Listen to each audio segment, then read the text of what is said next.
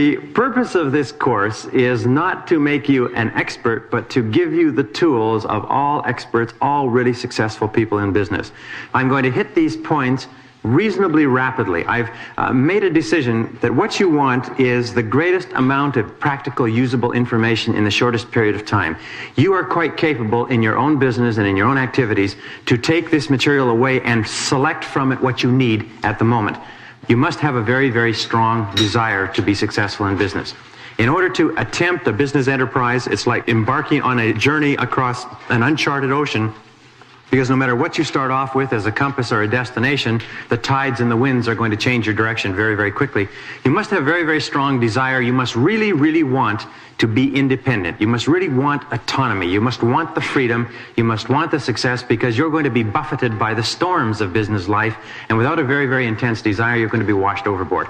The second thing that you have to have is you have to have very clear, burning, compelling goals to which you're committed. You have to be able to determine exactly what it is you want to accomplish in terms of income, in terms of business growth, where you want to be in 1, 3, 5, 10 years, and you have to make sure that everything you're doing on a day-to-day basis is consistent with your goals. One of the things we have found is that if you are not doing something that contributes to achieving your aim, then what you're doing probably detracts from achieving your aim. And one of the major reasons for failure in life is the inability to focus single-mindedly on one thing at a time. I'll talk about this over and over as we go through the course. As a matter of fact, everything in this course is aimed at giving you the targets, the pinpoint targets for you to focus on in each area of business development. What are the key things that you have to hone in on and concentrate on in order to be successful? The next thing is belief. You must absolutely believe yourself to be capable in this field. One of the things that we find is that in business, some people are unique and have remarkable talents and can do phenomenal things in a short period of time, but the great majority of business people, 80 or 90%, are of primarily average intelligence. They are not great geniuses. They don't have extraordinarily high IQs, but they do have a very strong belief in themselves and their ability to succeed. They don't believe themselves especially to be inferior to anybody else, and they don't believe that other people are especially more talented or more capable than they are. In my years of experience, I have sometimes heard about business organizations and heard about business people running these organizations and how phenomenally talented they must be. And then when I go to work to consult with these organizations, and I spend hours with these same people that you read about in the newspapers, I sit down and I find they're really quite ordinary people. They just happen to be focused or specialized along a particular line and happen to be doing things a little bit different than other people are doing. And we can think of all kinds of examples of that. John D. Rockefeller said that the two most important requirements for business success are patience and foresight, but especially patience. And we'll talk about this a few times. If you do not have patience, you can't be successful in business, because almost everything in business is timing. There's a too soon and there's a too late. And sometimes, as business people, we always want things too soon. We always want things to happen at least a year in advance of their scheduled time. And very often we push and we press to make things happen early, and it causes nothing but difficulties. And of course, the ability to delay gratification. We live in a society where everybody wants everything now. We live in a society where we've been raised on television, which means that there are 30, 60, and 90-minute solutions to all the great problems of life. And we have a tendency as adults, having grown up with 20 or 30 years of television, to always be looking for quick solutions.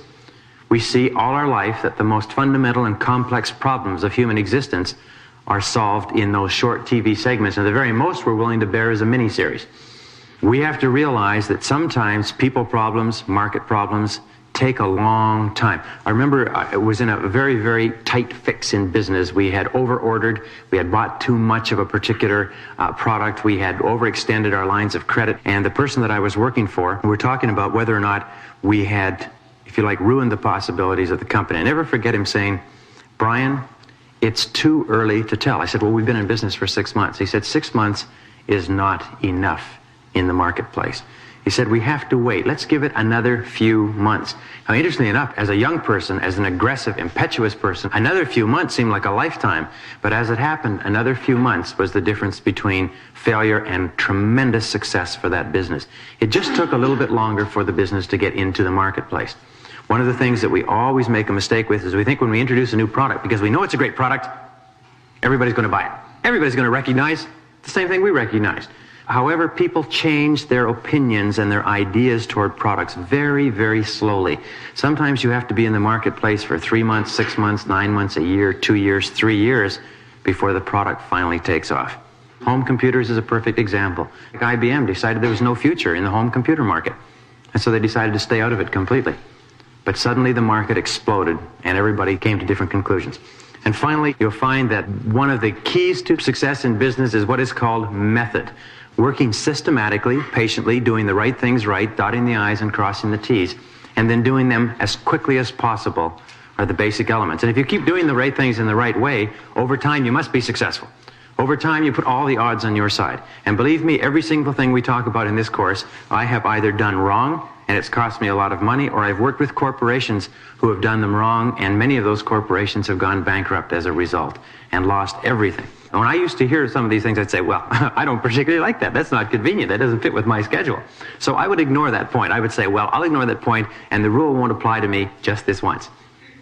Now, when you end up selling your house and selling your car in order to pay your bills because the market didn't allow you to get away with it even once, then you learn the lesson. Next time you say, wait a minute. So finally, the final analysis, it's not what you do, but who you are that makes the difference in success. So those are the personal qualities. Intense desire, intense goals, intense belief in your ability to succeed, continuing drive, patience, and the ability to delay gratification. The opportunity area that we're in today, and this is one of the greatest eras of opportunity in the history of the world, is that we have entered into the age of the entrepreneur, as well as the age of the intrapreneur, if you like, which we'll talk about in a second. But there are more corporations being formed now in our country than at any other period in history, and the rate of company formation is accelerating dramatically. And this is only the registered corporations. The number of sole proprietorships and partnerships that are forming that don't even get registered in the corporate registries is absolutely astronomical. It's up something like 500% over the last 20 years. Today in North America, there are something like 1 million businesses alone being incorporated every year. 20 years ago, it was 200,000 businesses a year. Now, of all those businesses, 80% will fail in the first 4 to 5 years. This is a part of a dynamic economy. One of the purposes of this course is to make sure that your business doesn't fail, and that if you're in business and your business is not as prosperous as you'd like it to be, that it become more prosperous rather than less prosperous. Of over 800,000 millionaires in North America, over 80% of them are self-made. Over 80% of those millionaires started off with nothing, penniless, with an idea, a product, or a service, and they built their business to the point where it is today. And we know by examining the careers and the lives of most self-made millionaires that there are certain things that they did, and they're all in this course.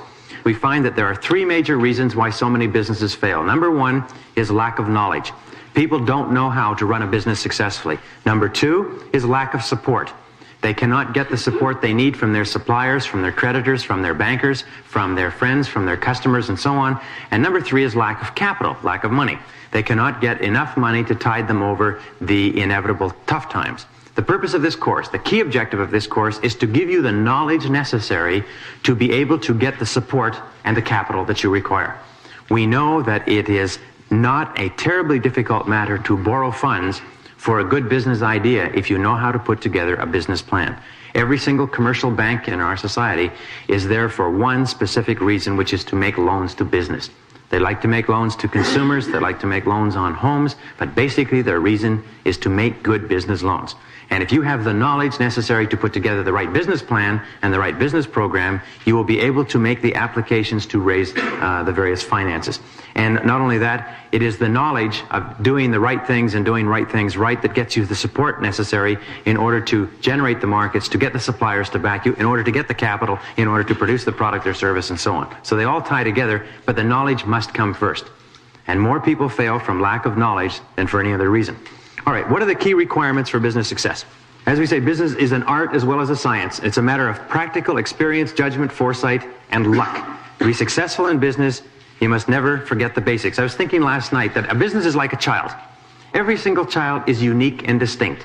It has unique and distinct influences working on it. It develops a unique personality, and no matter how many children you never have 2 children the same, and you'll never have 2 people the same in the world. Businesses are exactly the same. They all require a certain amount of nurturing, caring, support, consideration, growth. They all have phases that they go through from infancy through to adolescence and adulthood and so on. And interestingly enough, because business is so big and so important in Western society, hundreds of millions, if not billions of dollars have been spent studying businesses. There are enormous faculties, and some of the most intelligent men and women in the world are working simply full-time, 40, 50 hours a week, studying what makes successful businesses work. And so it is possible, just like there are many thousands of psychologists, nurses, doctors, and so on, working on studying what makes healthy children healthy, happy, confident. There are ways to raise healthy children, there's ways to raise healthy business. So what are the basics of business success? Number one role of business in a free society is to organize and coordinate the factors of production to produce the goods and services that people want at prices they are willing and able to pay. The role of business, especially the role of the business leader, the entrepreneur, is to combine resources, to take men, materials, labor, capital, and so on, combine them into products and services and get them to the market in sizes, shapes, qualities, and quantities that people want to buy and are willing to buy. All businesses that are successful are doing that right. All businesses that are unsuccessful are doing it wrong. The second thing is that it is the wants, needs, and desires of the customers that determine all business activity. It is not what producers produce, but it is what customers want that determines business activity. In other words, if a company is producing what customers want and producing it in a cost-efficient and effective way, then it will grow and prosper. If a company is not growing and prospering, that's the first corollary, then it means it is not producing the goods and services that people want. In other words, it's always us. We are always personally, as business people, responsible for the success or lack of success of our enterprise. Either we're doing it right, and if we're doing it right, the marketplace will tell us. If we're doing it wrong, the marketplace will tell us. And it's always the people in the marketplace that know what's right and know what's best. As customers for the same services, we want the very most for the very least, and we are also ruthless, selfish, demanding, and disloyal. In other words, if anybody can offer it to us cheaper, better, faster, we'll buy it from them. We have people who will work for a company or work with a company, buy from a company for 20 years, and a new company will spring up on the block, and they'll transfer their business across the street to that company. I remember when I was doing some work in the financial industry, I found that if one financial institution raised its deposit rates by 1/8%, it would be like tilting a big tub of water. That money and deposits would start to flow to it from all other financial institutions. That's why even 1/8% makes a big difference. A person could deal with a bank or a trust company or a savings and loan for 20 years. The instant that another savings and loan offers 1/8% more, they'll walk right across the street with their money for that 1/8%. And this is just the way we are as human beings. We all want to be better off in the future than we are in the present. Therefore, every action we take is to improve our condition. Very important. And since we are always acting to improve our condition, we always want to improve our condition the very most possible. If somebody is buying from us, it's because they have come to the conclusion that all things being equal, what we are offering is at that moment and at that time better than what anybody else is offering. If they are not buying from us, they have made the decision that what we are offering is not as good as what somebody else is offering. Very important. We'll talk about this in marketing. Well, we know that customers always make rational decisions, which means that customers are always right. I always find it interesting when I talk to business people, and business people say, well, you know, these customers just don't understand what they're missing. They don't understand. Customers are stupid. They don't see that what we're offering them is the very best they could get, or the very finest quality, the very cheapest. No. Customers are very smart. Customers are brilliant, in fact. Customers are geniuses. Customers can discern the right differences every single day of the week. And it is never the customer who is wrong, it's always the business person. This is one of the hallmarks of successful businesses. They say if we're not selling enough, if we're not doing enough business, it's because of something that we're doing. It's certainly not the marketplace. Well, we know in a dynamic market there are always opportunities for those who can find new, better, faster, cheaper ways to serve customers with what they want. Many of the largest firms in the world today did not exist 10 years ago. There are many billion-dollar organizations that were not even in a person's mind 10 years ago, and there are many billion-dollar organizations of 10 and 20 years ago that don't exist anymore, or that exist in greatly reduced form. We live, if you like, in a dynamic market. There are always companies and individuals coming up. There are always companies and individuals going down. It's always happening. We see it with changing economy, changing demands, changing trends, and so on. As long as there are customer needs unmet, or better or cheaper ways to meet them, there are money-making opportunities for the creative minority, which means that as long as people don't have everything they want in life, there are always opportunities to start and build successful businesses. The only question is, do we take the time to find out what it is that people want? There are always business opportunities for those who are willing to lower their prices, in other words, to offer new products or services, or to change your customers. We've done a lot of research on employment, and we find that one of the things that stops individuals who are unemployed from getting reemployed, one of the major things, is they keep insisting that they want to do what they were doing before they got laid off or before their industry collapsed, and they want to keep on doing that, and they want somebody to hire them to do that here in this place where they are living because it's convenient for them. They don't realize that in order to get reemployed as an individual, if your industry is changing, if your skills are becoming obsolete for one reason or another, in order to become reemployed, you have to restructure what you're offering. You have to either offer it to new markets, you have to change your wage levels, you have to demand less. I've counseled with people who said, I was earning $30,000 a year and I got laid off, and I cannot find another job. I said, how do you mean you cannot find another job? I said, I've been everywhere, I can't find another job. I said, are people hiring in your industry? Oh, yes, they're hiring, but they're only paying $20,000 a year. I said, you know why? I said, what has happened is that the market value of the service you offer has dropped to $20,000 a year. It's no longer 30. You may have been paid 30 under unique circumstances, but where do you have a better opportunity to earn $30,000? Trudging the streets, looking for a job that's not there, or taking a job at $20,000 and increasing your value? With companies, we often find that we offer our products and services at the very most that we can get for those products and services, but sometimes the market will take a kaboom and the price will drop out of our products and services if we continue to demand the same prices, or we continue to try to sell the same products at the same prices to the same markets. Very often the market will say, I'm sorry, I'm not interested. Often we have to lower our prices. Often we have to change our customers. One thing I like to point out is that a business enterprise is like a bundle of resources. As a bundle of resources, it can be turned in any direction. It is a bundle of capabilities, talents. It can be turned to manufacturing and selling dolls. It can be turned in another direction to manufacturing and producing computers. It can go into real estate development. It can market food products. In something like 70 or 80% of all the businesses that were surveyed, we found that the people who achieved the greatest success in entrepreneurial activities did not achieve them in the areas where they first started. They achieved them in areas different from what they started in. The most important single skill in business is the ability to get the goods out of the woods and move them to the end consumer. A company can absorb mistakes in every single area of endeavor, but it cannot absorb mistakes in marketing, because if marketing stops, the company stops too. Profits are always a result. Profits are not the objective. People who start into business with the goal of serving customers well by giving them the products or services they want are usually successful, and the profits follow. Customers pay all wages, not corporations, and everyone has at least one customer. One of the things that we have to ask over and over again is, who is our customer? Who is your customer? Who do I have to satisfy in order to be successful? And then, as you'll see as we go on a little bit later, who is my biggest customer? Who do I have to satisfy the most in order to be the most successful? I used to work for the chairman of a large conglomerate, which I've mentioned before.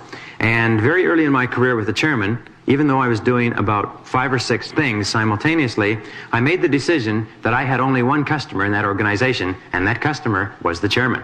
And as long as I satisfied that customer, I could be slow or slack or make mistakes in any area, but as long as the chairman was happy, everything would be fine. If I did brilliantly in every area, but I didn't satisfy the chairman, I was going to be in serious trouble.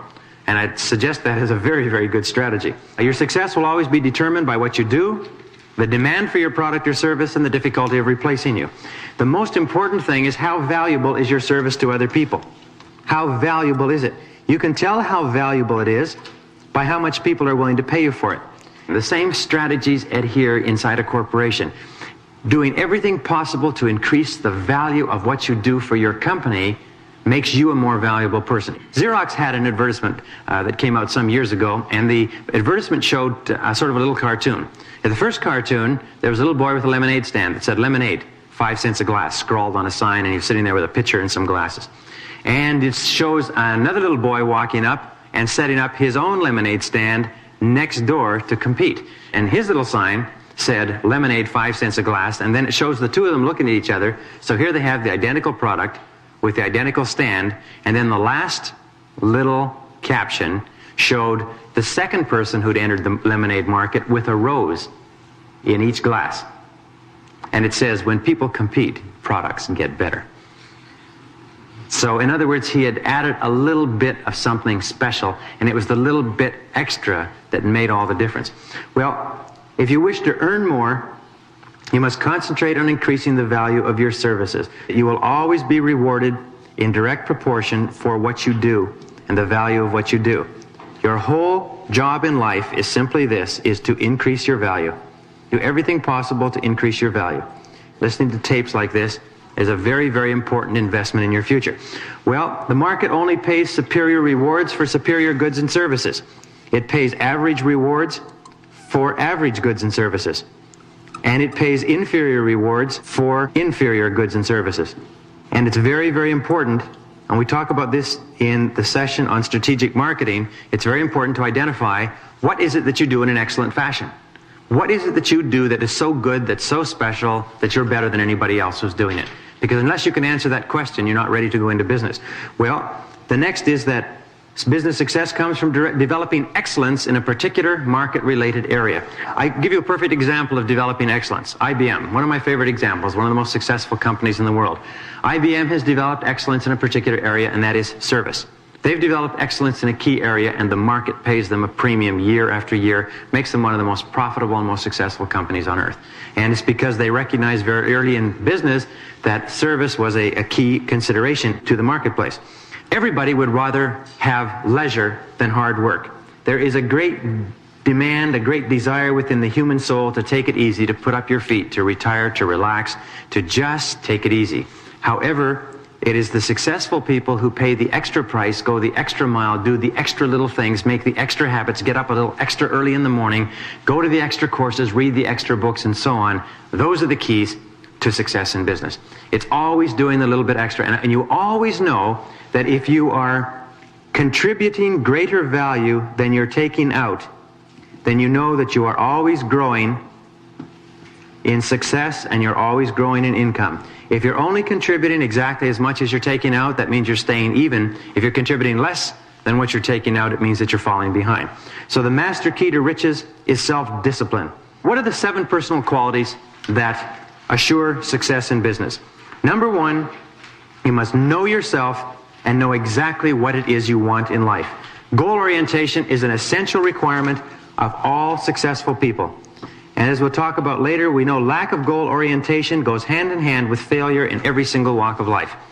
Somebody should be able to wake you up at 3 o'clock in the morning and ask you, what is your major definite purpose in life? What is your number 1 goal? What do you want to accomplish more than anything else in the next 3 to 5 years? And you should be able to wake up out of a sound sleep and tell that person instantly. You must know it crystal clear. We know that our goals always determine the direction that we go in life. I was reading something by Thoreau last night. It says that you should go confidently in the direction of your dreams.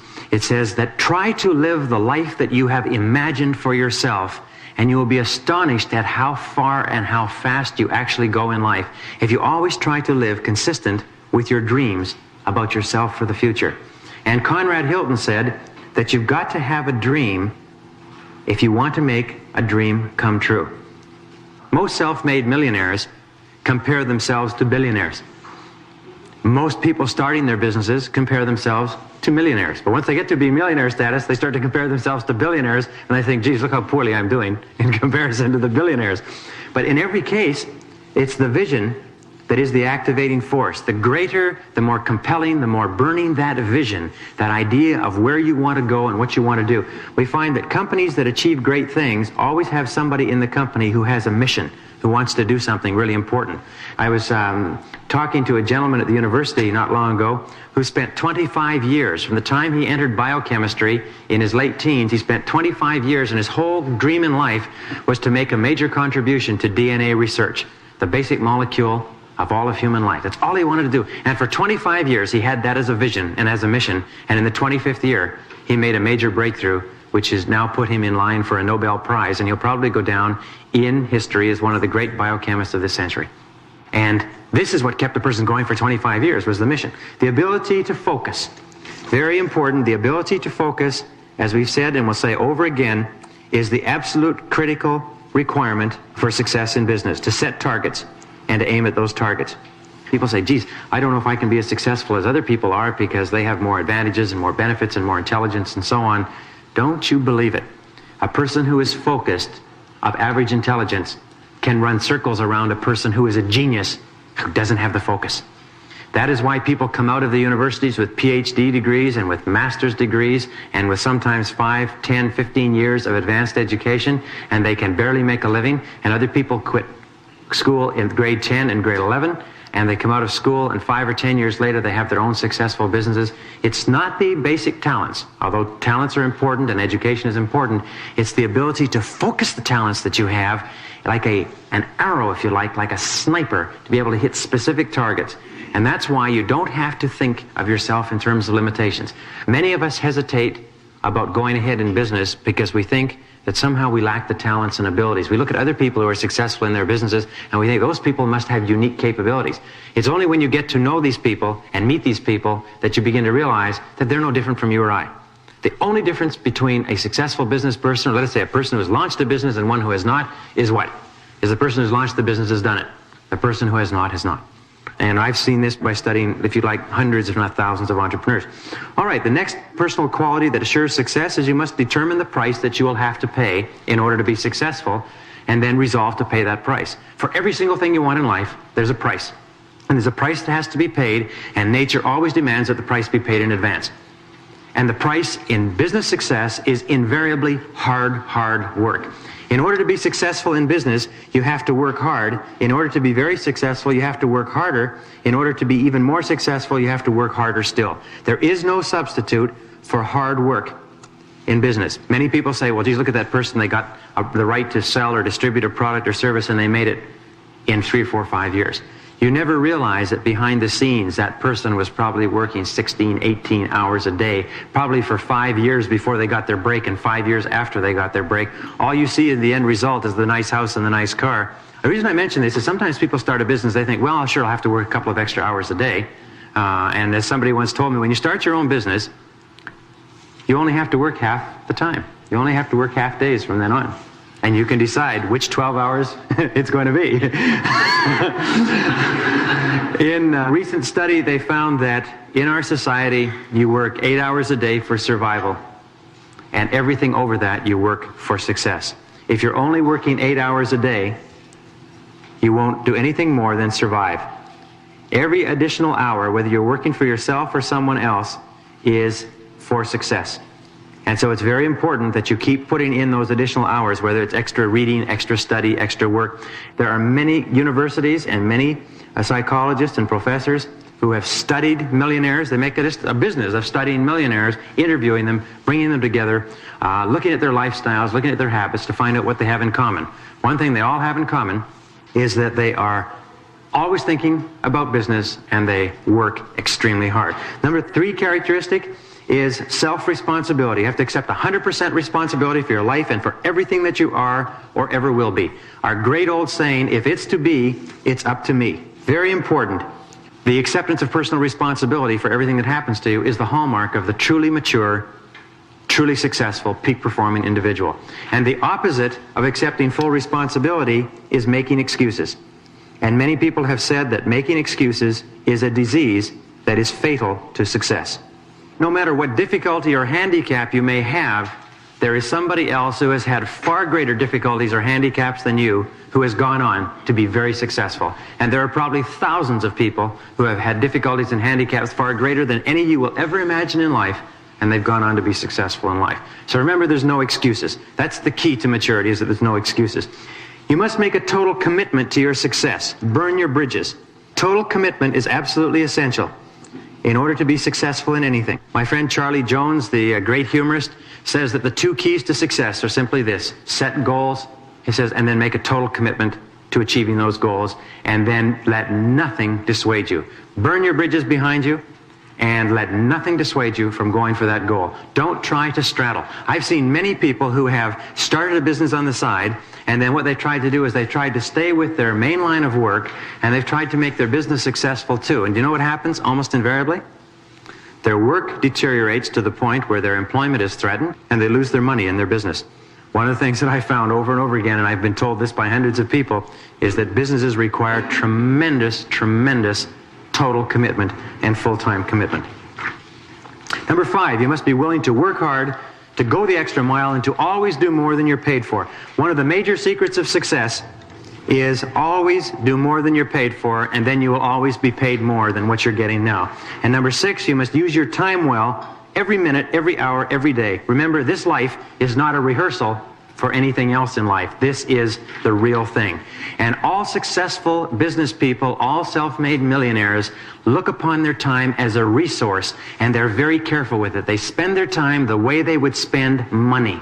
And finally, number 7, back your plans with determination and persistence, and resolve in advance that you'll never give up. Determination and persistence underline all success in business, because you're going to be throwing every single ringer that's ever existed in the history of the world. And if you don't have enough determination and persistence, it'll knock you out of the saddle. If you do, nothing can stop you. Those are the 7 key personal requirements for success in business.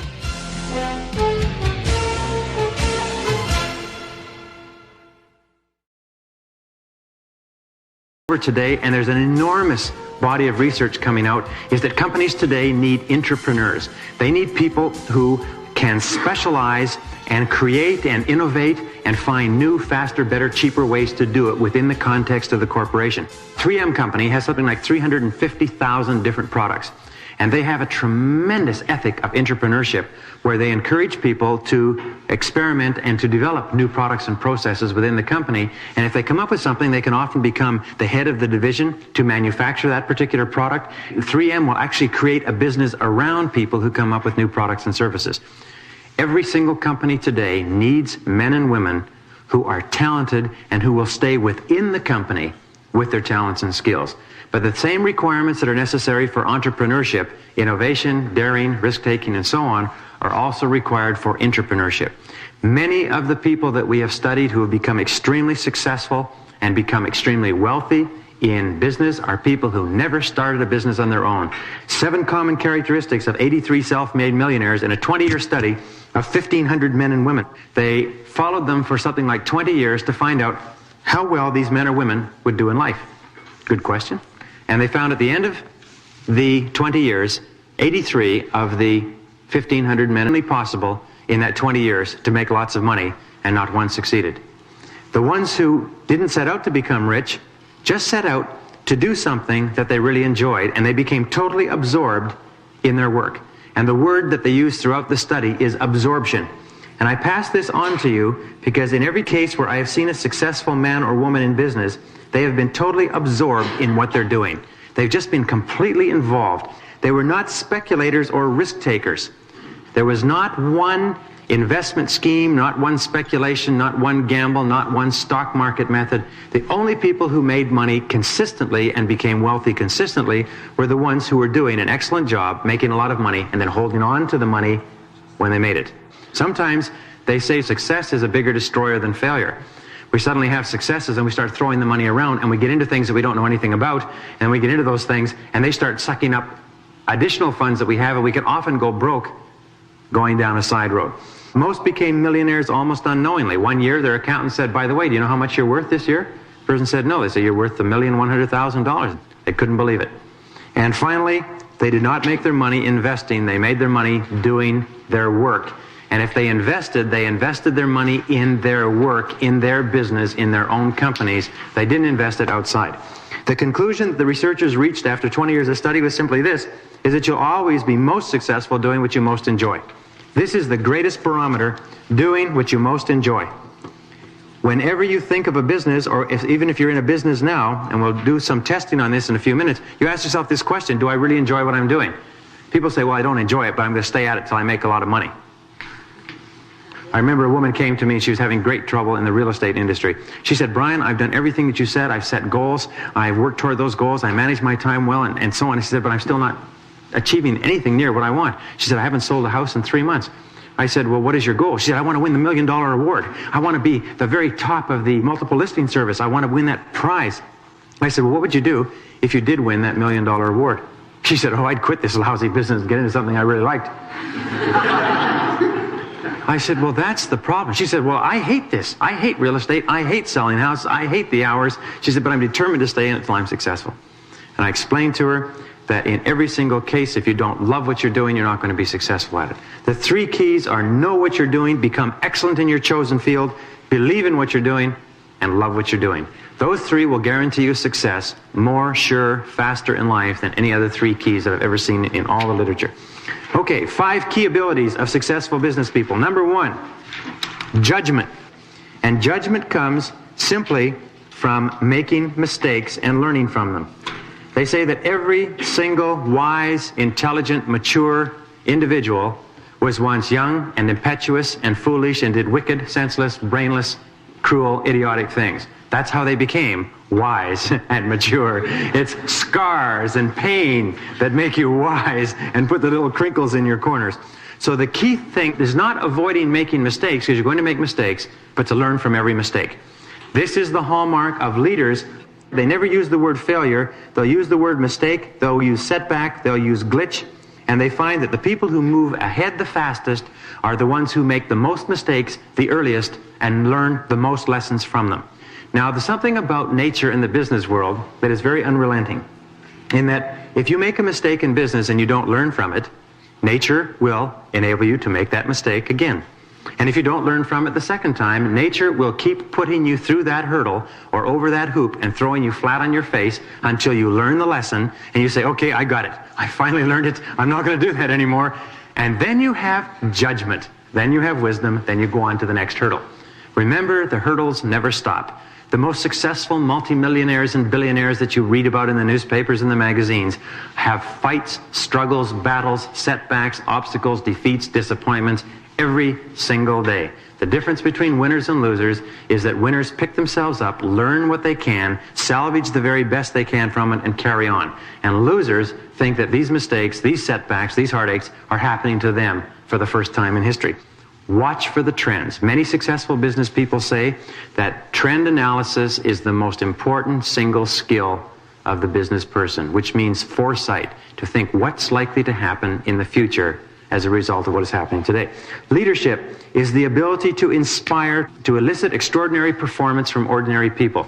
Leadership is a key quality of successful business people. And remember, you can only inspire others to the degree to which you are yourself inspired. In other words, you must be really excited about what you're doing if you expect to inspire others to be excited about helping you do what it is. And all great businesses have inspiring leaders at the head of the businesses.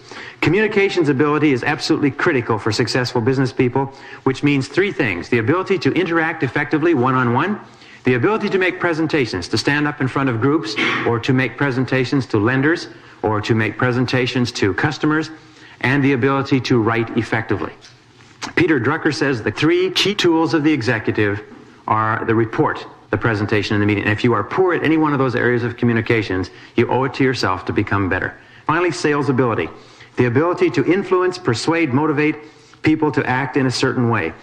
I'm always astonished when people come to me and they say, I want to start a business, but I need to get somebody who can sell the product for me.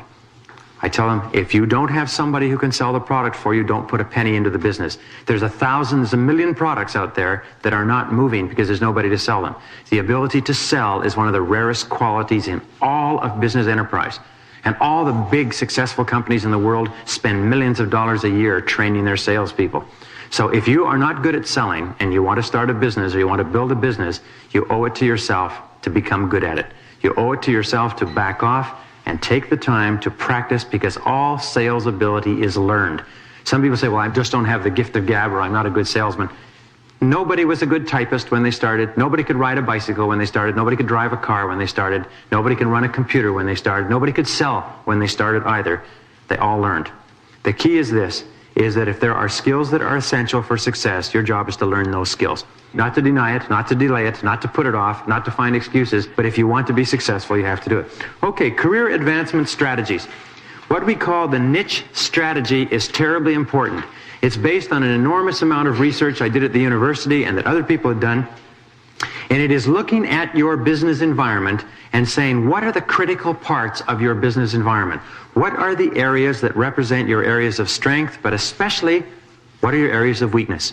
In a business, you'll find that it's like a chain. A business always collapses, always breaks at its weakest link. The business always collapses at its weakest point.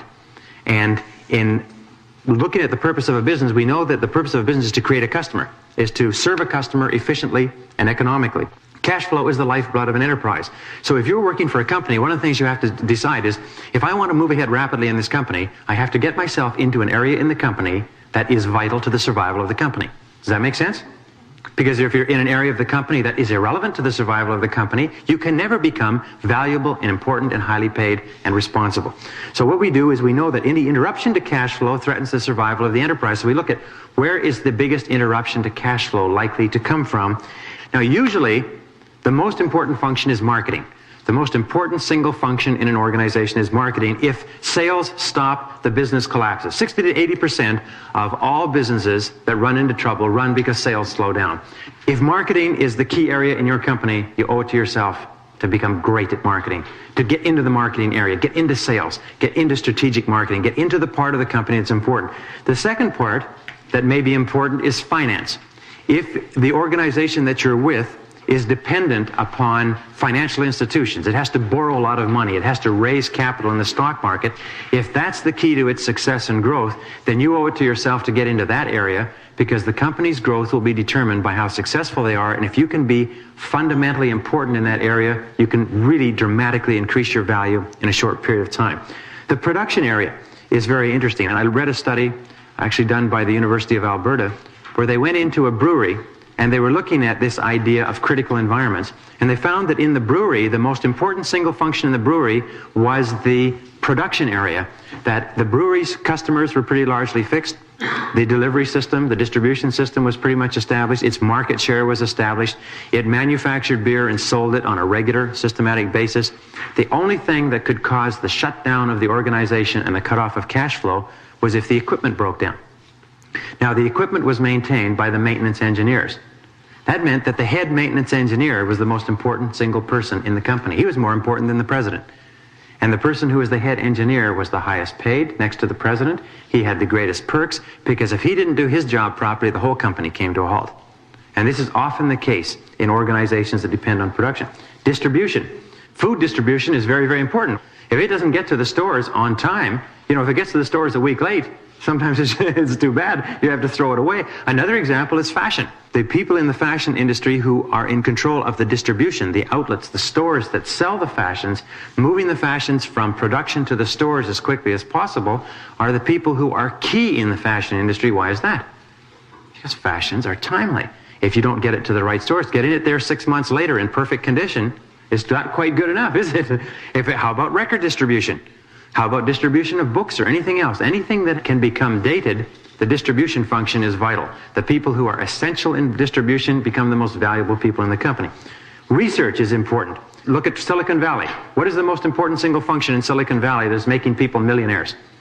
It's research, coming up with new products and processes. They know that the market will gobble up all the new products that they can come out with if the products will serve a market need. It is coming up with the products, so it's the engineers, the technicians, the research and development specialists that are getting paid $1, $2, $3, $4, $500,000 a year. And of course, regulatory environment. If you have to work with government, look at Washington, D.C., jammed with lobbyists, jammed with representatives, senior representatives of major industries and industrial groups, because they require protection, they require tax benefits, they require relaxation of environmental controls, and so on. Those become absolutely vital elements within a business. And finally, labor, and the people who are superb at dealing with labor are critical. Now, the only reason I point out these points, by the way, marketing, finance, production, distribution, research, regulatory, and labor, is that in every business, you will find, by checking one of these, that if you're having troubles in your business, the weakness is in one of these areas. If it's in your own business or any other company, that you can use this as a checklist and say, where are we falling down? Remember, the company always collapses on the side of the weakest pillar. All right, knowledge is power. Specialized knowledge or skills in a vital area enhance promotability. Control of vital information is power. The more I learn that makes me important to that company, the better off I am. And I learned a very good lesson very early, is learn all you can, never tell all you know. If you tell all you know, then what happens is they don't need you anymore. Strive for excellence. Be the most knowledgeable person in your chosen area within the organization. Do it quietly, and pretty soon the rewards will start to flow to you. Okay, what are the reasons for business failure? In my estimation, there are 14 major reasons for business failure. Number one reason for business failure: lack of direction, the failure to establish specific goals and plans to achieve them. If you don't have specific goals, what you do is you become reactive. You are either acting on your environment or you are reacting. Most companies, in my estimation, 95% are in a reactive mode, in that they're not acting at all. They're just simply reacting to what happens every single day because they don't have clear goals and plans to achieve them. Lack of a complete business plan is a major reason for failure. Do you know why that is? It's because the ability to put together a business plan is a major active business competence. The reason people don't put them together is primarily because they don't know how. The reason that they fail is because they don't know how. When they develop the competence to put together a business plan, they also develop other competences that go with it. Impatience is a major cause of business failure. Trying to do too much too soon. Trying to cover too much. Greed is a major cause of business failure. A very good friend of mine, very successful consultant, said, Brian, the secret to success in business is to get rich slowly. Don't try to get rich all at once. Get rich a little bit at a time. Do it slowly. If you're going to get rich, waiting an extra year isn't going to hurt you. More people lose their shirts because they get involved in what you might call a get-rich-quick scheme, something that's going to make them rich in a hurry. And they're not going to have to do a lot of work. So they plunge, and the plunge sets them back sometimes 5 and 10 years in terms of their savings. Number 4, action without thinking, as Peter Drucker says, is the cause of every failure. Action without thinking, impetuousness, is the cause of every failure. And especially not listening to your intuition. Not listening to your gut feeling. One of the most important things that you have is intuition. If you listen to your gut feeling, it'll almost always give you the right answer, especially with regard to people. Do not ignore your intuition with regard to other people. 5, poor cost control, overspending, especially at the beginning. Almost invariably when people start a business, they will buy things that they would never think of buying if they'd been in business for 6 months. Basic rule at the beginning of a business is save every single penny. The basic rule is simply this: conserve cash, conserve cash, conserve cash. Every day, get up in the morning and say, what can I do today to conserve cash? Biggest mistakes that I've ever made in business are plunging into 2 and 3 and 5 year leases right at the beginning of a business and then finding that the business won't sustain it. Poor quality of product. Nothing will sink a business faster. It's difficult to sell and it's difficult to get repeat business. Many people think, well, it may not be a very good product, but I'll sell lots of it and then I'll make some money and then I'll do something else. The fact is that the more you advertise a poor product, the less it works. The more you advertise a good product, the better it works. So don't ever handle a poor quality product. Don't ever justify trying to sell a poor quality product because it's going to come back to haunt you. Insufficient working capital, which means an expectation of immediate cash flow. The biggest mistake that people make is they think that they're going to have positive cash flow in 30 to 60 days. They talk to people and people reassure them, they think it's going to be all right. The key there to remember is that if you set a break-even point, you need 6 months capital in order to open up. If you don't have 6 months of capital, then open up on a smaller scale. And second of all, take whatever you consider to be your break-even point. Say you think you're going to break even in 3 months, multiply that times 3. The law of 3 comes out in every single study of business, in every single product or process. Always take your most conservative, most reasonable break-even point and multiply it by 3, because that's far more realistic, and make sure you have enough capital to last that long. Number 8 is bad or non-existent budgeting. Failure to develop pro formas and budgets for operations. Many people actually start a business and embark upon what we call guaranteed losses. Because they haven't done budgeting and they haven't worked out how much it's going to cost and how much they're going to have to pay, they haven't worked out that they're making a loss on every single item that they're selling. You've heard the old saying of the fellow who says, I lose money on every item I sell, but I make it up on the volume. Do you know how many business people actually operate on that? And because instead of sitting down and doing a pro forma, working out all their costs, all their expenses, and how much they're likely to have at the end in terms of profits, they find that in many cases they don't have any profits at all, and yet they're working their heart out. They can't understand. They're doing so much business, but they're going broke day by day. So just the fact that you draw up budgets and pro formas is a very, very good discipline, and we'll show you how to do that later. Inadequate financial records. Most accountants will tell you, surest way to go broke is to treat your bookkeeping as though it were an irrelevant sideline. Throw all your receipts in a box and get to them at the end of the year.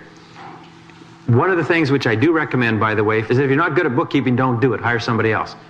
Number 10, major reason for business failure, loss of momentum in the sales department, which leads to a loss of cash flow and a collapse of the business venture. It's the number one reason for business failure is people get too busy doing other things and they think that sales will just keep on coming in.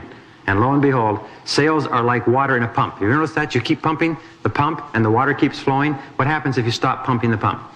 The water stops flowing. With sales and marketing, you have to be pumping that pump all the time. The instant that the strong executives, the most important people, take their hands off that pump, the sales and marketing effort just burns to a halt, and the whole company falls apart.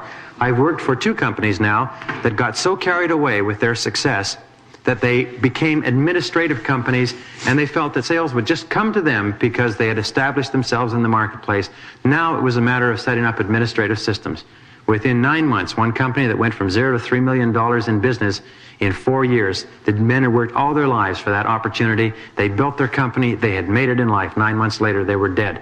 A business consultant came in and told them, what you have to do now is really work on administration. Set up your internal systems, your internal controls. They got so carried away with it, 9 months later, the company was dead. All the top salespeople left, and the market just turned their back on them and walked away. Well, failure to anticipate market trends. Changes in demand, changes in customer preference, changes in the economic situation. When gasoline prices go up, what's that going to do? When interest rates go up, what's that going to do? When the real estate industry increases or decreases, what is it going to do to your business? Watching economic trends is very important. Number 12, lack of managerial ability or experience. People just simply don't have the experience or the ability to be in business. People don't know what they're doing. They don't understand about pro formas. They don't understand about budgets. They don't understand about selling or marketing or advertising. And lo and behold, most cases they won't take any advice either. So you can always get experience or ability if you do it slowly. But if you try to do it all at once, what you do is, instead of accelerating your career, you set yourself back 5 or 10 years. Indecisiveness is a major reason for failure. The inability to make decisions in the face of difficulties. Things start to go wrong, and what do is you put off making hard decisions. Another thing is inability to make decisions, delaying decisions because of fear of hurting people's feelings. Keeping on incompetent people, staying in business relationships that aren't working for fear of hurting somebody's feelings is one of the major causes for failure in small and medium-sized businesses. Isn't that interesting? Interesting statistic came out of some very large consulting studies that were done a few years ago, is that if we cannot immediately cut off the deadwood and keep working with only people who can do the job, chances are they'll drag us under. And afterwards, you know what? They'll hate you for having kept them on for so long. Bad human relations with staff, suppliers, creditors. 95% of all business failures come from an inability to get along with other people. Number 14, which underlies everything, is diffusion of effort, lack of priorities, going off on tangents, and the inability to concentrate on doing the right things and doing things one at a time. Now, what are the reasons for business success? Well, there's 10 reasons for business success, many of which are the converse of the reasons for business failure. Number 1 is the product or service is well suited to the needs and requirements of the current market. Very important. Number 2 is there is a complete business plan developed before commencing business operations. The development of a business plan, although it is laborious, is a sign of managerial competence. It tells you and it tells the world that you're qualified to start a business. The inability or unwillingness to develop a plan tells the world that you are not competent. Number 3, a complete market analysis is followed by a development of an advertising, promotion, and sales program. In other words, you sit down and you determine who is your competitor, who is your market, where do you sell, who buys, why they buy, what benefits they buy, what you do better, where you're going to sell to, and so on, which we'll talk about in a subsequent session. And then you design your sales programs and work it out. Let me give you an example. I sat down with a person who was going to open a store in a shopping center. And we went through the financial analysis. I was trying to lease them the space, as a matter of fact. I went through the financial analysis, and it turned out that that person would have to have something like 38 customers a day spending an average of $25 per person in order to survive selling the products that they were selling. And their average sale was $12 per person, and it was a small rural shopping center, and they would never be able to survive. I just worked them through it. Based on what you have to sell in order to survive, you're not going to be able to do it in this location. And he said, no. He said, you don't understand. And he opened the store anyway, and he lost 5 years of savings. He went broke 6 months later. So the financial analysis and the marketing analysis is important. Tight financial controls, good budgeting, accurate bookkeeping, and accounting. The basic rule to remember in running a business, and I've worked with some of the most successful business people in the world, is frugality, frugality, frugality. Cheap, cheap, cheap. Pinch every penny until it screams.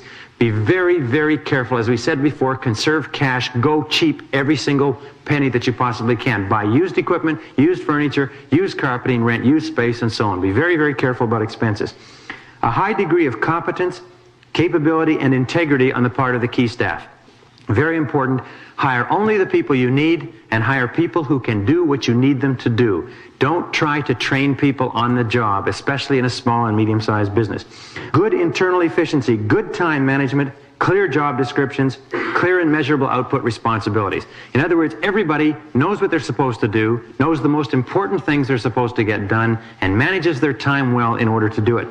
Number 7 is determination, persistence, and patience on the part of the business owners, the business principals. Number 8 is good communications amongst the staff, an open door policy. The better the communications, the more everybody knows within an organization, the better that organization functions. We find that in every single case where you have a problem organization, you have secrecy, you have poor communications amongst the staff, poor communications up and down. People are playing it cool. In your big companies like IBM and Hewlett-Packard, everybody's on a first-name basis. Everybody can have any information they need in order to do their job well. Number 9, strong momentum in the sales department and an emphasis on marketing. Everybody thinks marketing all the time, which leads us to number 10, a concern for the customer at all times is a top priority. Every single successful company that I've ever seen has one characteristic amongst all the people in that company. It's love for the customer. Love for the customer. They love their customers. They are very concerned. If a customer has a problem or a complaint or a difficulty, they're very, very concerned about it. And you'll find that right from the switchboard all the way through, when you call a good company, they treat you like you're really, really important. I used to work for a large department store chain that subsequently had a lot of financial problems. The clerks would be so busy doing their busy work behind the counters that when a customer actually came along, they'd be irritated. They look up as though you were actually interrupting them. They had lost all sight of the fact that all of the arrangement of the counters and the merchandise and everything else was for when the customer came in. And what happens is they treat customers indifferently. They'd say, oh, geez, well, I can't do that now. I'm going on coffee. Or could you hurry up? It's almost my lunch break. I was doing some consulting with a firm just last week where the manager was appalled. Somebody came in to buy $800 worth of merchandise at 4:45 that had to be installed. And it took about 20 minutes to install it. And the person says, I'm sorry, we can't take the business. You'll have to come back tomorrow because we shut down at 5 o'clock. And it'd take 20 minutes to install it. They turned an $800 customer away. He said, we never knew whether that customer ever came back or not. But it was certainly disconcerting to find that there are people doing that. We spend a fortune advertising to get them to come in. And they come in and they want to buy, and we tell them to go away because it's just not convenient right now. Do you know what the person had to do? They had to go drinking at 5 o'clock with their buddies, and they didn't want to be late. So be very careful about that. Those are the reasons for business success. Now what we're going to do is a very brief exercise. I'm going to ask you to answer some questions. And these questions are very important. They're important for now, they're important for tomorrow, they're important for the future, and they enable you to focus on the very most important things that you could or should be doing within your business. And I'm going to give you 1 minute to answer each of these questions, and I want you to write them as fast as you can. Write the first things that come to your mind. Don't think about it. The first, number 1 question is list 5 jobs or full-time activities, paid or unpaid, that you have done in your life. List the first 5 that come to mind. List 5 jobs or full-time activities. Anything that you've done, whether it's been paid, charitable, whether it's been in school, whether it's been with a social organization politically. Write the first 5 full-time activities that you have engaged in since you left high school. However many you have, now go quickly to question number 2 and write down the one thing that you enjoyed most about each job or full-time activity. In the order that you wrote the jobs, write down what you enjoyed the most. What part of the work did you enjoy? What part gave you the greatest amount of satisfaction in that work? When you look back on it, what makes your heart glow, if you like, or makes you happy when you remember that particular activity? All right, go to question number 3. Again, thinking back over the jobs, what did you do best in each job or activity? What were you best at? What part of the job or activity did you do the best? Were you the most capable at? If you were doing 5 or 10 different things, what part of it did you excel at? What part of it were you the very best at? Your performance, your skills, your capability were the very finest in that particular area of the job. Now, go to question number 4. What was your major accomplishment in each of those jobs or full-time activities?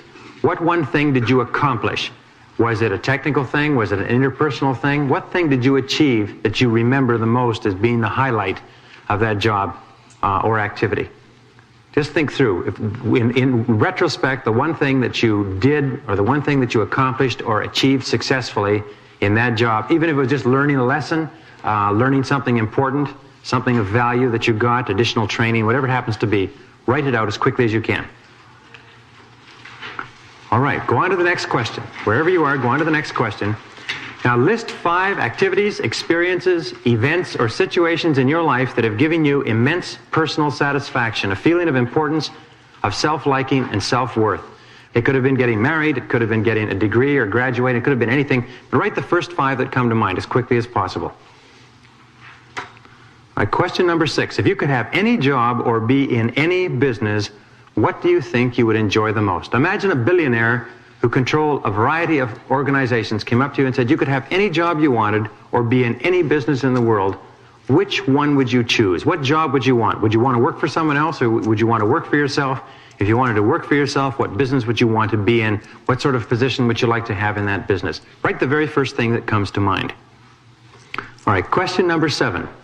How much do you want to be earning in 1 year, in 3 years, in 5 years, in 10 years? Very, very important that you have an idea of what these figures are. And don't be too concerned about how correct or how accurate you are. Just write down what you consider to be a reasonable goal to achieve in the next 1, 3, 5, 10 years. The wonderful thing about that is that 95% of people walking around will never write down a financial goal in their whole life. And they cannot understand why they do not improve their financial conditions. The very taking of that exercise that you just did moves you into the top 5% in the world in terms of future planning. And you will be astonished. I've had people take that exercise and never look at it again till 2 years later, and then open it up and look at it and say, by doggone it, they have achieved those financial goals. Just writing it down programmed it into the brain, and over the previous 2 years, the opportunities to achieve the financial goals came to them. All right, question number 8, and the final question in this session. Imagine that we had a bottle of pills that guaranteed you against failure. And the question is this: what one great thing would you dare to attempt if you knew you could not fail? Each of you would get one of these pills. You could take this pill. You'd be guaranteed of success, 100% of any one thing that you attempted in your world, especially in your business and your career world. What one great thing would you aim for if you absolutely knew beyond a doubt that you could not fail? Write the first thing that comes to mind. The answers to the questions on what jobs you did, what you accomplished in those jobs, what you enjoyed most, will be a very, very good indicator of what you should be doing in terms of your work, in terms of your career, in terms of your future planning. Very often we find ourselves doing something later in life which is very different from all the things that gave us joy and satisfaction at earlier periods in our life, and we wonder why we are not excited when we get up in the morning.